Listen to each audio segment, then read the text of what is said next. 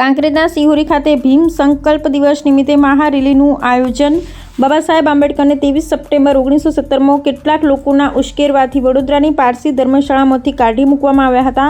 તેમણે ઘણા પ્રયત્ન કરવા છતાં બીજું મકાન મળી ન હતું અને તેને કારણે તે પછાત વર્ગ એટલે કે દલિત હતા. ત્યારે બાબા સાહેબ આંબેડકર સયાજીબાગ વડ નીચે બેસી તેમણે સંકલ્પ કર્યો કે સમાજને કુરિવાજોથી દૂર કરી, સમાજમાં થતો અન્યાય, ગુલામી મુક્ત કરીશ, અત્યાચારોથી મુક્ત કરીને જંપીશ.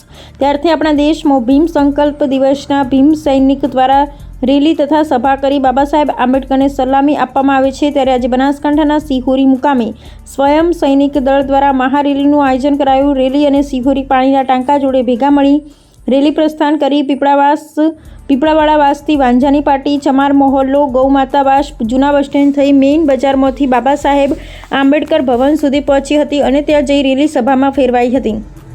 ત્યાં સભાનું સંબોધન સ્વયં સૈનિક દળના સૈનિકો દ્વારા સમાજમાંથી કુરિવાજો દૂર કરવા, વ્યસનથી દૂર રહેવું અને વધુમાં શિક્ષણ તરફ ધ્યાન આપવું ને એવી ઘણી બાબતો લોકોને સમજાવવામાં આવી અને ત્યાં બ્લડ ડોનેશન કેમ્પનું પણ આયોજન કરવામાં આવ્યું હતું અને એરોમા બ્લડ બેંક પાલનપુર આ કેમ્પોમાં અંદાજિત 25 બોટલ લોહી આપવામાં આવ્યું હતું. અહેવાલ શ્રી વી કે ડાભાણી.